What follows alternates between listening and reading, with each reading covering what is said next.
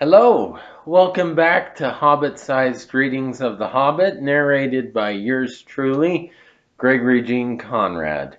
Today we continue reading J.R.R. Tolkien's preliminary masterpiece, The Hobbit, with Chapter 2, Roast Mutton, Part 2.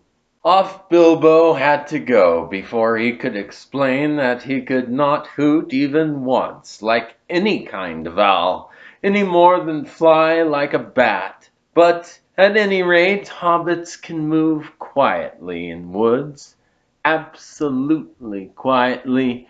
They take a pride in it, and Bilbo had sniffed more than once at what he called all this dwarvish racket as they went along.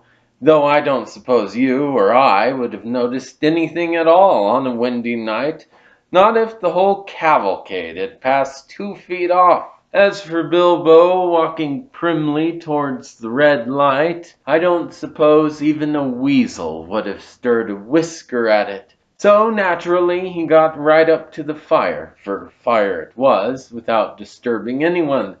And this is what he saw.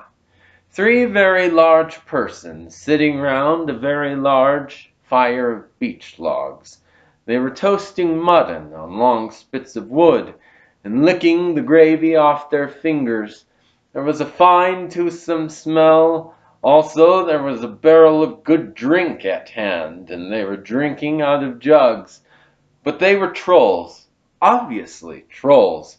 Even Bilbo, in spite of his sheltered life, could see that, from the great heavy faces of them, and their size, and the shape of their legs, not to mention their language, which was not drawing-room fashion at all, at all. "Mutton yesterday, mutton today, and blimey if it don't look like mutton again tomorrow," said one of the trolls. "Never a blinkin' bit of man-flesh have we had for long enough," said a second. "What the old William was a-thinking of to bring us into these parts, it all beats me. And the drink running short, what's more," he said, jogging the elbow of William, who was taking a pull at his jug.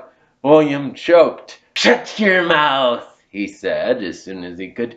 "You can't expect folk to stop here forever, just to be et by you and Bert.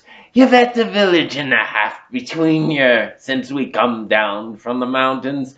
How much more do you want? And time's been up our way when you'd have said, 'Thank you, Bill, for a nice bit of fat valley mutton like what this is.'" He took a big bite off a sheep's leg he was roasting, and wiped his lips on his sleeve. Yes, I am afraid trolls do behave like that, even the ones with only one head each.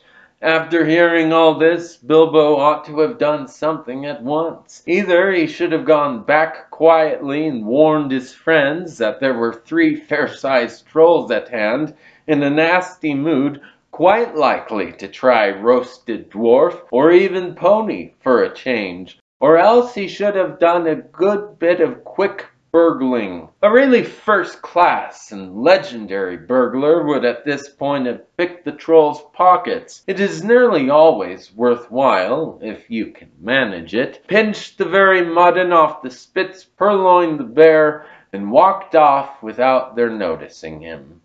Others, more practical but with less professional pride, would perhaps have stuck a dagger into each one of them before they observed it. Then the night could have been spent cheerily. Bilbo knew it. He had read a good many things he had never seen or done. He was very much alarmed, as well as disgusted. He wished himself 100 miles away, and yet, somehow, he could not go straight back to Thorin and Company empty-handed. So he stood and hesitated in the shadows.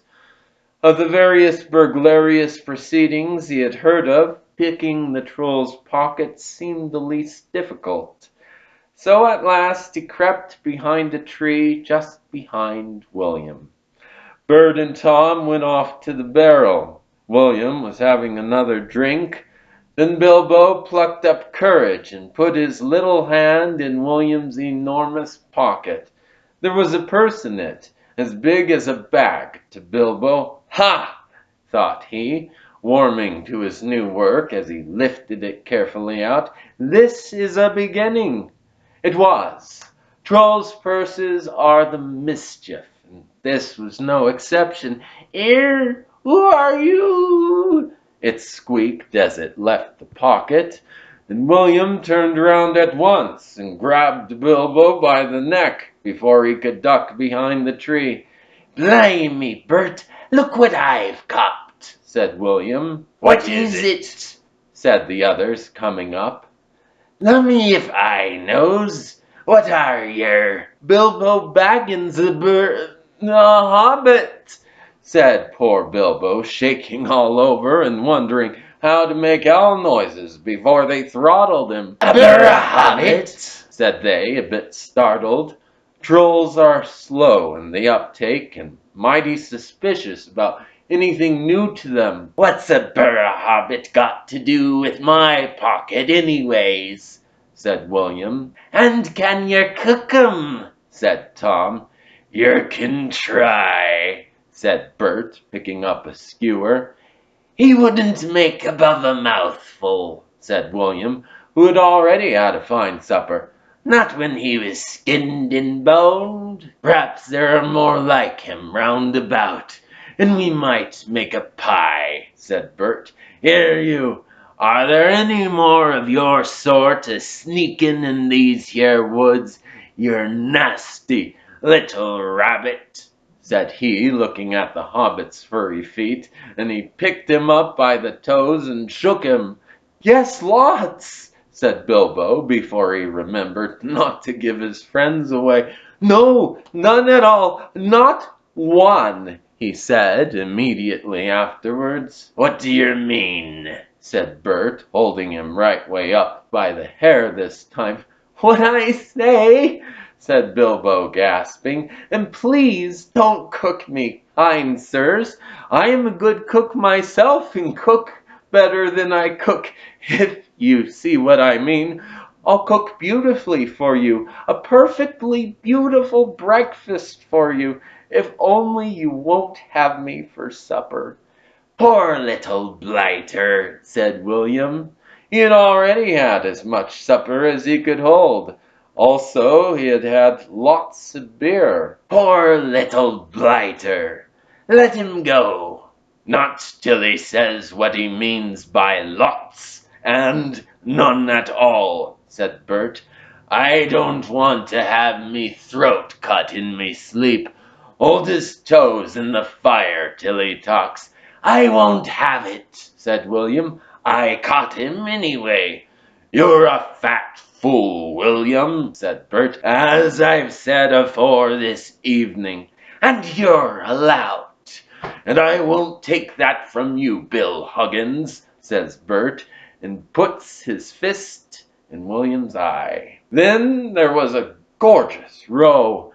Bilbo had just enough wits left when Bert dropped him on the ground to scramble out of the way of their feet before they were fighting like dogs and calling one another all sorts of perfectly true and applicable names in very loud voices. Soon they were locked in one another's arms and rolling nearly into the fire, kicking and thumping, while Tom whacked at them both with a big branch to bring them to their senses. And that, of course, only made them madder than ever. That would have been the time for poor Bilbo to have left, but his poor little feet had been very squashed in Bert's big paw, and he had no breath in his body, and his head was going around.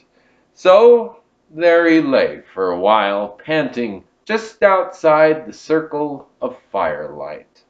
Right in the middle of the fight, up came Balin.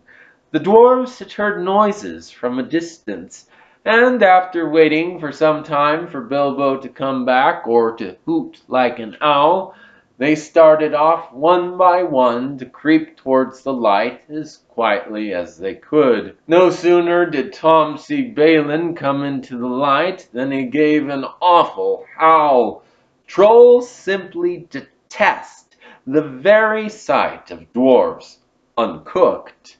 Bert and Bill stopped fighting immediately and, "Attack, Tom, quick!" they said. Before Balin, who was wondering where in all this commotion Bilbo was, knew what was happening, the sack was over his head, and he was down. "There's more to come yet," said Tom, "or I mighty mistook. Lots and none at all it is," said he. "No burra hobbits, but lots of these here dwarfs. That's about the shape of it." "I reckon you're right," said Bert, "and we'd best get out of the light."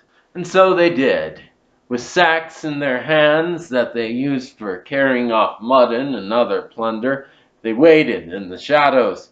As each dwarf came up and looked at the fire and the spilled jugs and the gnawed mutton, in surprise, pop, went a nasty smelly sack over his head, and he was down. Soon Dwalin lay by Balin, and Feely and Keely together, and Dory and Nori and Ori all in a heap, and Oin and Gloin and Biffer and Boffer and Bomber piled uncomfortably near the fire. "That'll teach him," said Tom, for Biffer and Bomber had given a lot of trouble and fought like mad, as dwarfs will when cornered. Thorin came last, and he was not caught unawares. He came expecting mischief, and didn't need to see his friend's legs sticking out of sacks to tell him that things were not all well. He stood outside in the shadows some way off and said, "What's all this trouble? Who has been knocking my people about?" "It's trolls," said Bilbo from behind a tree. They had forgotten all about him. "They're hiding in the bushes with sacks," said he. "Oh, are they?" said Thorin, and he jumped forward to the fire before they could leap on him. He got up a big branch all on fire at one end, and Bert got that end in his eye before he could step aside. That put him out of the battle for a bit. Bilbo did his best. He caught hold of Tom's leg as well as he could. It was thick as a young tree trunk, but he was sent spinning up into the top of some bushes when Tom kicked the sparks up in Thorin's face. Tom got the branch in his teeth for that, and lost one of the front ones. It made him howl, I can tell you. But just at that moment, William came up behind and popped a sack right over Thorin's head and down to his toes. And so the fight ended. A nice pickle they were all in now, all neatly tied up in sacks, with 3 angry trolls, and 2 with burns and bashes to remember, sitting by them, arguing whether they should roast them slowly, or mince them fine and boil them, or just sit on them one by one and squash them into jelly. And Bilbo up in the bush with his clothes and his skin torn, not daring to move for fear they should hear him. That's it for today. Join us next time as we continue to bring some Tolkienian cheer to your quarantine despair with The Hobbit Chapter 2, Roast Mutton Part 3. Until then, Pelo Nalu I Lais in Galad Gwil Lin.